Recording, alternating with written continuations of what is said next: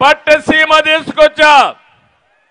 గోదావరి కృష్ణ రెండు నదుల అనుసంధానం చేసిన ఘనత తెలుగుదేశం పార్టీది. అలాంటి పట్టిసీమను ఈరోజు చూస్తా ఉంటే పాడుపెట్టాడు. గోదావరిలో డయాఫామ్ వాల్ ఉంది, 2 సీజన్లో పూర్తి చేశాం.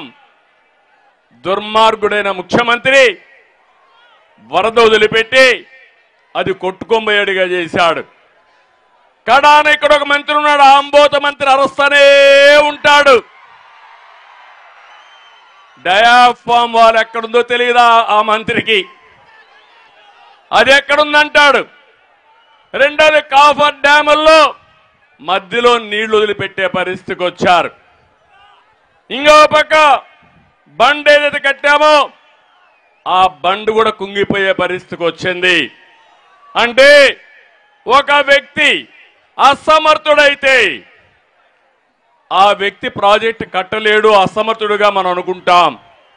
ఒక దుర్మార్గుడు ముఖ్యమంత్రి స్వార్థం కోసం డబ్బులకు కక్కుర్తబడి కాంట్రాక్టర్ని మార్చి ఇంజనీర్లు మార్చి మన మీద బురజల్లేదానికి ప్రయత్నం చేసి కడాన పోలవరం ప్రాజెక్టుని గోదావరిలో కలిపేశాడు. ఇది బాధ అవునా కాదా అని మిమ్మల్ని అడుగుతున్నా.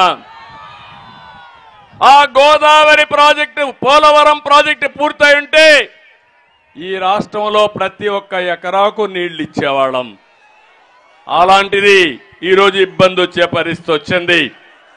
ఇక్కడే మీరు ఒక విషయం గుర్తుపెట్టుకోవాలి, ప్రాజెక్టులే కాదు కనీసం కాలువల్లో కూడా పుడికి తీయడం లేదు ఈ ముఖ్యమంత్రి. అలాంటి దౌర్భాగ్యం ఈరోజు. మామూలుగా ప్రభుత్వం ఎవరైనా కాంట్రాక్టర్ పని చేయకపోతే ఆ కాంట్రాక్టర్ని బ్లాక్ లిస్ట్ లో పెడతాం. ఇప్పుడు కాంట్రాక్టర్ ప్రభుత్వాన్ని బ్లాక్ లిస్ట్ పెట్టి మీ పనులు మేము చెయ్యమని చెప్పే పరిస్థితికి వచ్చారంటే ఎలాంటి పరిస్థితి ఉందో మీరు ఒక్కసారి ఆలోచించండి. ఒకప్పుడు రైతులే ఆత్మహత్యలు, ఇప్పుడు కాంట్రాక్టర్లు ఆత్మహత్యలు చేసుకుంటున్నారు. ఏమనాలి ఈ ప్రభుత్వం ఘనత అని మిమ్మల్ని అడుగుతున్నా. ఇక్కడ మీరందరూ ఉన్నారు. ఈ జిల్లాలో ఏదైతే చింతలపూడి లిఫ్ట్ ఇరిగేషన్ పూర్తి చేస్తే 36 మండలాల్లో నీళ్లు వచ్చేటివి. నాకు బాగా జ్ఞాపకం, సమైక్య ఆంధ్రప్రదేశ్లో ఒకేసారి నీళ్లు ఈ ప్రాంతానికి తీసుకొచ్చాను. అంటే Nagar Sagar left main canal ఉంది, అది ఎక్కడి నుంచి వస్తుందంటే నల్గొండకెళ్ళి ఖమ్మానికెళ్ళి తిరువూరుకు వచ్చి ఇక్కడ నూజివీడు మిగిలిన ప్రాంతాలకు పోతుంది. ఆ రోజు ఎంఆర్ఓల్ని, డిఎస్పీలని, ఆర్డీఓల్ని పెట్టి పోలీస్ ఎస్కార్ట్ పెడితే ఒక్కసారే నీళ్లు తీసుకొచ్చా. ఆ అనుభవం నాకు గుర్తుంది.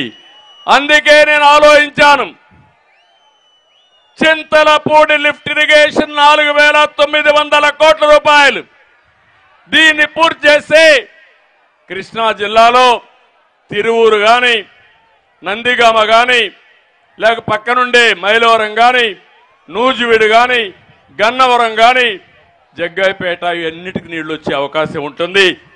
అలాంటి ప్రాజెక్టు చేస్తే వీళ్ళు కనీసం ₹1 ఖర్చు పెట్టలేదు. 3,450 కోట్లు ఖర్చు పెట్టాం.